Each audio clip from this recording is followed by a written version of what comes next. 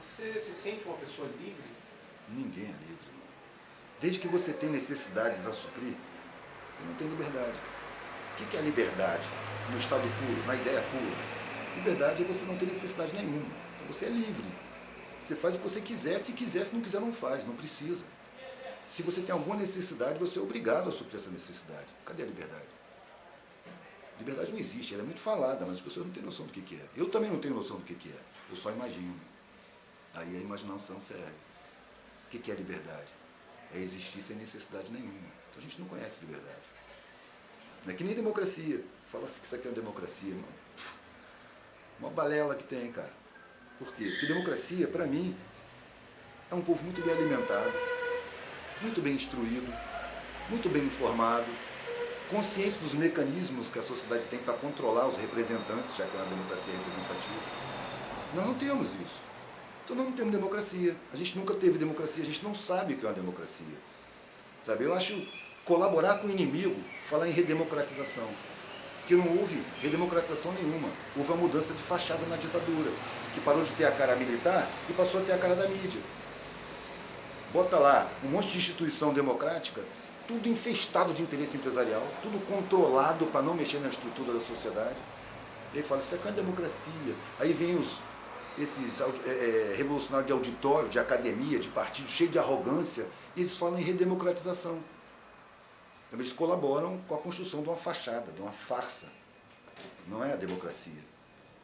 Mas eles colaboram. Inclusive quando eles bradam e fazem manifestos que não conseguem mobilizar quase ninguém, sabe, que não falam uma língua compreensível pela massa da população, quando eles bradam e acusam e denunciam, blá, blá, os conservadores adoram. Apontam para eles e falam, ó, eles podem falar assim porque isso aqui é uma democracia. E é mentira. Eles podem falar assim porque não afeta em nada a estrutura. Porque eles não têm capacidade de mobilização. Porque eles não estão conscientizando como eu acho que deveriam estar. Eu acho que se esses revolucionários fizessem o que os hippies fizeram, vivessem os valores que eles apregoam, se misturassem nas áreas mais pobres. Sabe, na época que eu estudava, 30 anos atrás, mais de 30 anos atrás, hoje teria um nível de consciência muito mais elevado. Porque de igual para igual você passa conhecimento. De cima para baixo é muito mais difícil. Ainda mais quando o povo não está obrigado a te escutar. Então eles acham você um chato. Eu já ouvi frases emblemáticas, cara, como marco regulatório para mim é nome de remédio para diarreia. Tu vai entrar na favela e vai falar de marco regulatório, tu vai sair da favela com raiva dos favelados. Eles também não se interessam, mas é arrogância. Você que não está percebendo a sua incapacidade de se comunicar com essa moçada. Você tem que entrar lá para aprender, não para ensinar. A academia passa o saber, não passa a sabedoria. E a sabedoria é muito superior, cara. Porque ela ensina com carinho, ela entende com calma, ela não se revolta, ela tem a humildade. Já os caras com o saber acadêmico têm só arrogância, cara. Tem sensação de superioridade que é falsa.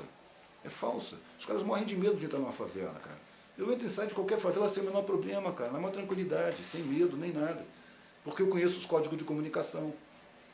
Eu sei o que eu vou fazer lá, eu sei como chegar. Ninguém vai me assaltar, ninguém vai me agredir. Sabe? Sossegadamente.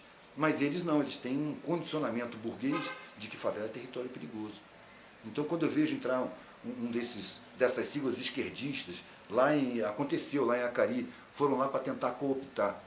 Não tinha como, velho. Porque os caras, para entrarem lá, eles já se fazem diferentes.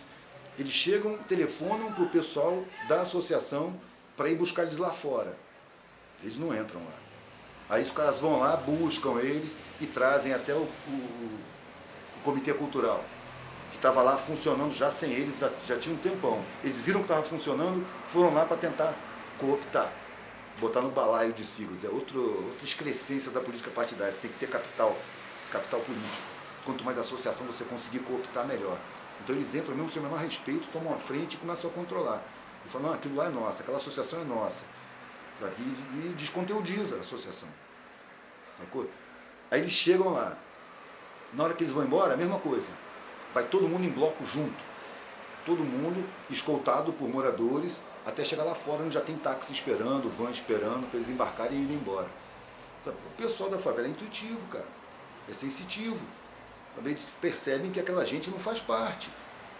Que tem medo deles, que não está integrado ali. Tem uma diferença enorme pelo vocabulário, pelo comportamento, pelos movimentos corporais, por tudo. são diferentes e se julgam superiores. Então o nego se submete, sem personalidade nenhuma, o nego repele, rechaça e não deixa. Foi o que aconteceu em Acari, o pessoal tem personalidade. Agora eles criaram muitas intrigas, tentando cooptar, jogando quem estava resistindo contra quem queria aceitar. Porque os caras fazem que nem os europeus fizeram com os índios, chegam dando presente. Uma serigrafia para vocês, então, daqui a pouco está dizendo como é que tem que ser, o que, é que tem que fazer, tem que tirar o nome revolucionário do comitê, porque senão não vai conseguir verba pública. Pô, tá chegando com o troço andando, já quer tomar a direção da parada? É a costumeira falta de respeito dos acadêmicos. A sensação de superioridade faz com que eles cheguem lá querendo ensinar. Eles não têm condição de ensinar nada, porque eles antes teriam que aprender, chegar com humildade, conviver.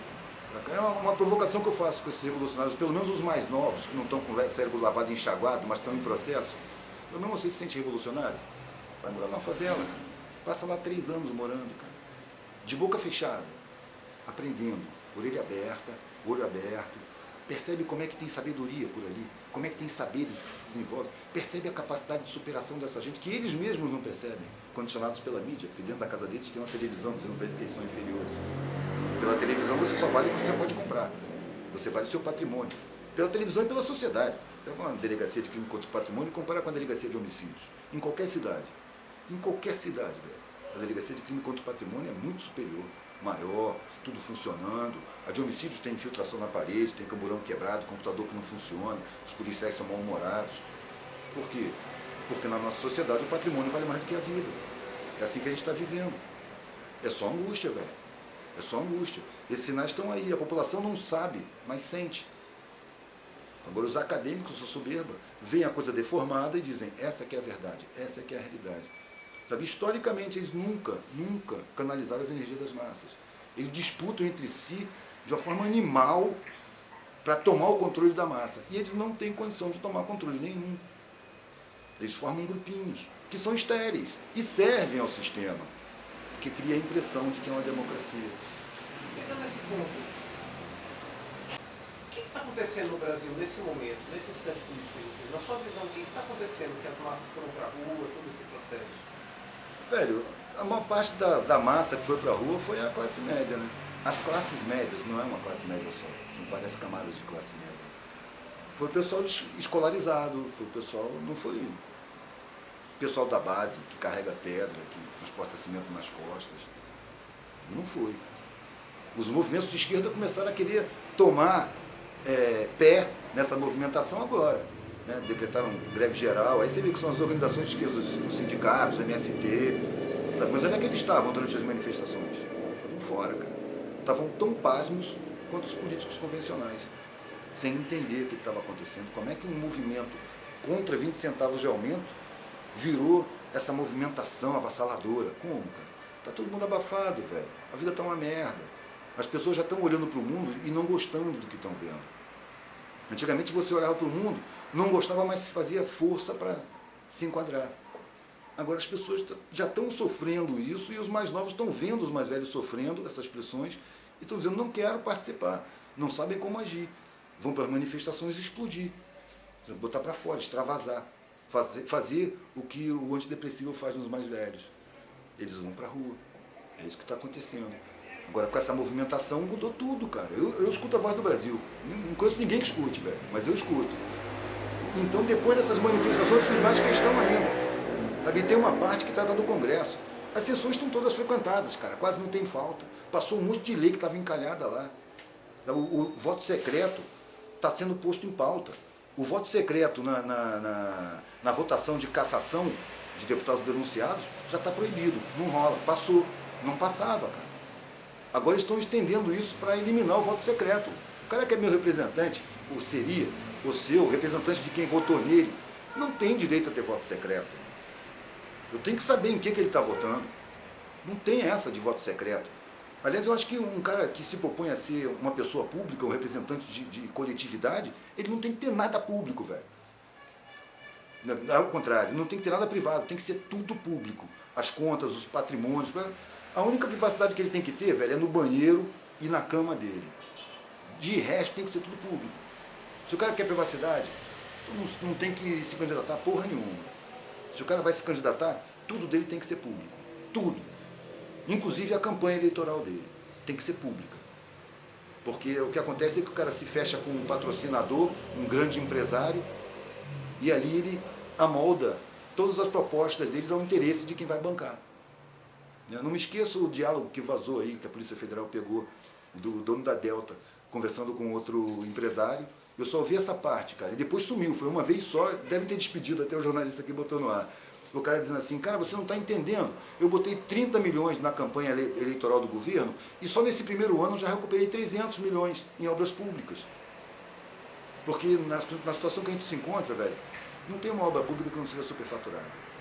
A própria questão dos transportes é uma caixa preta, né? Não pode ser mexida porque ela é financiadora de várias campanhas. Pois é, outra coisa que passou foi a proposta que surgiu de auditar os transportes públicos, fazer uma planilha de custos e determinar qual é o preço com base num lucro decente.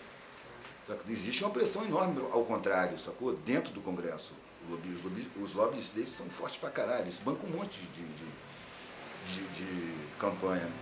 Agora, o pavor deles, dos políticos, inclusive os financiados pelos empresários, é o povo na rua, é o movimento da massa. Aí eles se borram todos, velho. E qual é a sua opinião sobre o vandalismo? São grupos, velho. São grupos. E não tem uma origem só. Tem os de origem ideológica, né? Neonazistas, tem os os skinheads. Eles se dizem anarcopunks, né? Os skinheads? Não. Não, é diferente.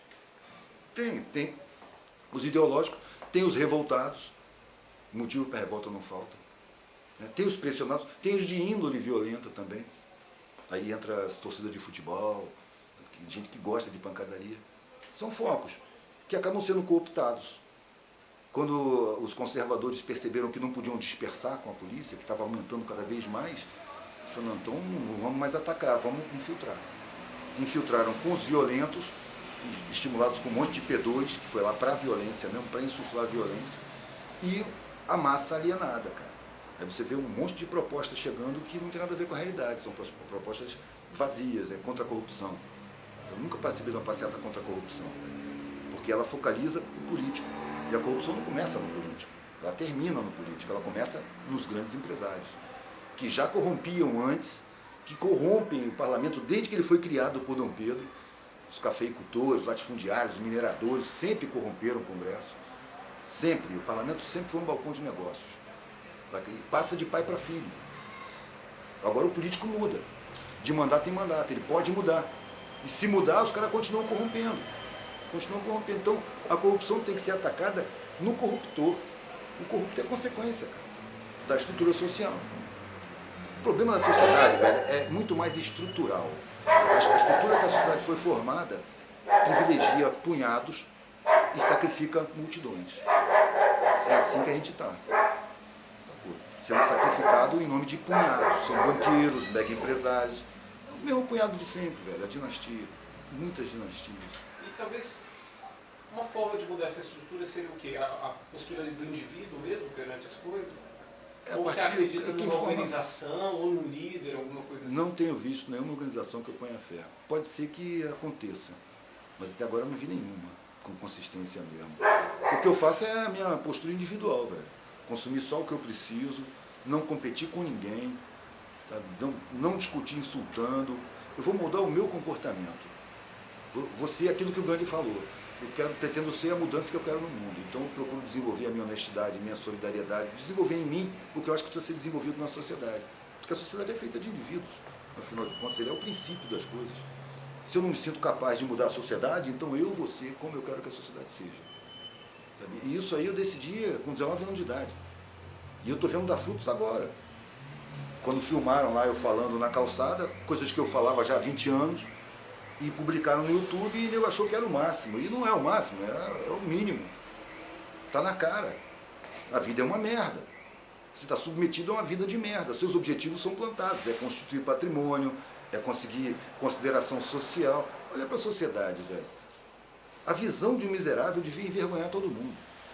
Que sociedade é essa? Sabe? Que larga familiares, porque para mim a humanidade é uma família. Larga familiares na miséria e ainda culpa eles. A estrutura já criou eles na miséria. Para mim isso aí é intencional. É preciso haver miséria, ela é deliberadamente escolhida, estrategicamente criada e mantida para poder chantagear os trabalhadores a aceitar qualquer tipo de condição de trabalho. Olha a miséria aí. O cara já é pobre, a massa dos trabalhadores é pobre. Sabe? Então eles têm que se submeter sem se revoltar, porque a ameaça da miséria está aí, constante em cima da cabeça deles. Para eles chegarem na miséria é um passinho só. Então é preciso ter miséria para poder haver exploração. É deliberado, cara. Eu não vou me comportar dessa forma. Eu não posso mudar o mundo, mas eu posso ter prazer na vida. E o meu prazer na vida é causar reflexão. É questionar esse modo de existência da sociedade. Eu sei que nada está parado, tudo está em mutação constante. Daqui a 200 anos, o período de hoje vai estar sendo estudado pelos historiadores. Eu tenho a impressão que coisas como o controle da mídia, das comunicações, sabe, a guerra às drogas, essas coisas vão ser estudadas, velho, com calafrios, pela maldade intrínseca na existência dessas coisas, sabe? Vai ser estudado como hoje os historiadores estudam a Inquisição. Uma coisa tenebrosa. Essa realidade de hoje, os bastidores do poder de hoje, são tenebrosos, sabe? São vampirescos, sabe? São criminosos. Crime contra a humanidade constante o tempo todo, cara. Crime contra as massas, velho. Muita morte. Os laboratórios criando doenças para poder vender remédio. Descobrindo remédios e escondendo, porque não é para acabar com essas doenças que consomem tantos remédios. Sabe? Isso é tudo criminoso, cara. A gente está vendo. Olha a indústria de alimentos, cara. Não merecia ter esse nome, porque envenena os alimentos. Tira o que presta, mete um monte de coisa que não presta, que dá doença, que dá câncer. É como se tivesse uma sociedade com a indústria farmacêutica, adoece as pessoas com a alimentação e depois você vai comprar remédio. Combate a agricultura orgânica, combate todo o plantio familiar, porque o negócio é latifúndio, é produção em grande escala, que eles falam para alimentação, mas não é, é para a indústria. Então, eu fico pensando, o arroz integral mesmo, que passa por bem menos processos do que o arroz branco, ele consegue ser mais caro do que o arroz branco. Não dá para entender isso também, né? É porque ele é direcionado a uma classe esclarecida. Como ele é direcionado a uma classe que pode consumir, que pode pagar, então você paga pela informação. Se você for numa beneficiadora de arroz, lá onde eles levam o arroz para descascar e depois polir, se você pegar ele depois de descascado, você tem ele integral. E você compra ele muito mais barato do que o branco. Mas no processo de comercialização, vai depender da classe a qual se dirige. A massa come do branco, então o branco é mais barato. Os informados comem do integral, então o integral é mais caro, pela informação que ele carrega. Agora, você vai no médico, está com deficiência de vitamina B, ele jamais vai falar, come arroz integral, porque tem todo o complexo B na película. Come triguilho, quibe, essas coisas têm todo o complexo B. Ele não vai falar isso. Ele vai falar, toma aqui, ó, vai na farmácia e compra um complexo B para você. Sem pensar que com isso, ele está diminuindo a capacidade daquele corpo, daquele organismo, de extrair as vitaminas do alimento. Porque o corpo acostuma com a vitamina pura. Então o esforço de retirar da alimentação diminui. Ele acostumou com aquilo. E aí a pessoa, mesmo comendo um alimento com vitamina, o corpo não extrai, porque está acostumado a receber a vitamina pura da farmácia. Cria uma dependência. É outro processo criminoso. A criação de dependência, cara. Dos remédios, de tudo. Da alimentação industrial. Você vê que as coisas estão sendo concentradas. Antigamente tinha um monte de quitanda, mercearia, um monte de produtor que vinha das periferias vender suas coisas. Acabou, não existe mais. A concentração dos supermercados, né, dos Walmarts da vida. Eliminou o pequeno comércio. O pequeno comércio, economicamente, é muito mais interessante para a sociedade. Porque ele é que dá emprego, dá trabalho, distribui renda. Concentrando, a renda vai para a mão dessas famílias. Esses punhados regionais, nacionais e internacionais. São punhados que dominam punhados. Enquanto que a massa fica aí, amorfa, acéfala, explorada até o talo, vivendo uma vida de merda e ameaçada pelas forças de segurança. Se você não se conformar, você vai apanhar. Eu fiz algumas entrevistas com alguns desses jovens que estão na rua, assim, né? A primeira percepção que eu tive é isso, que são pessoas que têm um capital social, né? Talvez pelas condições de vida mesmo, puderam ter uma visão mais crítica. Tem a ver com a internet também, o acesso à informação, que hoje é um filtro, tem alguns filtros a menos do que o da TV, né? E, em geral, o que eu sempre ouço é isso, um pouco a ideia o pessoal gosta de usar essa palavra apartidário, né? Mas na verdade eu acho que vai além disso, acho que é um simples entendimento de que direita e esquerda são polaridades de uma forma de ver, de pensar o mundo que já não funciona, que já está falida, que já não cabe mais, né? Porém a esquerda critica muito esse posicionamento dessa juventude, dizendo assim, então você é contra partidos políticos, então você está a favor do quê? Do regime de exceção, da ditadura, né? Onde não há partidos políticos. Quer saber, você enxerga assim? Como você enxerga essa questão da esquerda e direita? Eu vejo muito diferente. Eu não sou contra partido. Eu percebo a ineficiência deles. A própria estrutura político-partidária, eleitoral, foi conformada para não funcionar, para não ameaçar a estrutura. Quem é que fez as leis, velho? Foram legisladores, eleitos, com dinheiro de empresário. Tudo que regulamenta a política partidária, ela impede mudanças reais. A política, do jeito que ela está aí, a política profissional, a política partidária, ela só tem o poder de mudar cosmeticamente. Muda a fachada, não toca na estrutura. E eu acho que o problema é estrutural. Eu não sou contra a política partidária, só acho que ela não funciona. Não foi feita para funcionar, foi preparada para não funcionar. Sabe? E esses caras são cegos, velho. Eles só enxergam a política partidária. Não enxergam outra maneira. A democracia direta não passa pela cabeça deles. Sabe? Porque é preciso conscientizar. Eu acho que a grande preguiça, a grande ineficiência das esquerdas, é não se propor a conscientizar. Eles querem doutrinar. E eles não conseguem. E não desistem. Deve ter alguma psicopatia envolvida aí, velho. Porque os caras estão insistindo numa coisa que não funciona há décadas, velho, séculos. Eles não conseguem canalizar as energias das massas. Porque não tem a humildade de se igualar com as massas. Desde Marx, cara, que ele sempre achou que tinha que ter gente preparada para liderar as massas, para conduzir as massas. Acho essa ideia super desrespeitosa. As massas têm que ser abraçadas, conscientizadas. Nós somos as massas, nós temos que nos misturar, acabar com isso, esse condicionamento de que o acadêmico é superior. Sabe? O nome do curso já é superior, é um condicionamento. Então essas esquerdas que dizem contestar os valores vigentes vão lá e assimilam os valores vigentes, se sentem superiores quando estão dentro da academia. Peraí, baixa a bola, imagina que sua casa caiu e que não tem ninguém para te ajudar. Você vai superar do mesmo jeito que um pobre supera? Não vai, cara. É preciso criar respeito pelos mais pobres. Um respeito que eles mesmos são levados a não ter por si. Eles são impregnados de baixa autoestima, porque eles são perigosos se tiverem autoestima. Eles são impregnados de um sentimento de inferioridade, de impotência, porque o sistema morre de medo deles. A consciência da população é o pesadelo dos dominantes. Cara. E, no entanto, essas esquerdas aí nunca se propuseram a conscientizar com humildade. Vai lá, mora no meio deles, cara. Larga seu grupo, são inseguros, estão sempre em grupinhos. Sabe? Eu fui sozinho pro meio da galera, sacou? Aí eu exerço um pouco de arrogância também. Se eles tivessem feito o que eu fiz, e fossem levar suas ideologias para dentro da massa, morar nas periferias, ser da periferia também, de igual para igual, aprendessem com humildade e depois começassem a falar, mas na língua que as pessoas falam, porque eles teriam que aprender primeiro, hoje a situação seria outra. Teria muito mais consciência, porque o poder multiplicador da massa é incrível. É um contando para o outro. E a comunicação deles não é verborrágica como nas academias, não, é monossilábica. É muito gestual, fisionômica, é muito mais intuição do que razão. Então você fala do que o outro sente, o outro identifica o que você está falando, sem você precisar se expor muito, sem você precisar de muita explicação. É preciso tirar a razão do patamar que ela foi colocada. A razão não é o top da humanidade, não é o máximo que a humanidade tem, não, é o sentimento que é. Você com a razão, você se torna capaz de muita crueldade. Você com o sentimento, você é incapaz de qualquer crueldade. A razão tem que assessorar o sentimento. Tem que assessorar a intuição.